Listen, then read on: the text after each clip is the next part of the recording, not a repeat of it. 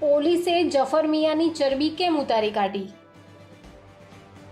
સુરતમાં નકલી પોલીસ દરવાજો ખોલતો વિડીયો બનાવ્યો, પછી તો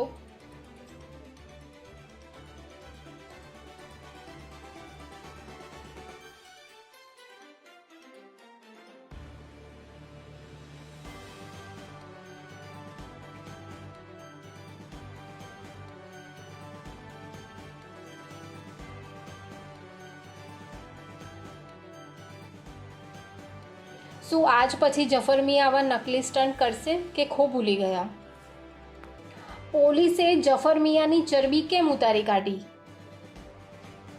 સુરતમાં નકલી પોલીસ દરવાજો ખોલતો વિડીયો બનાવ્યો, પછી તો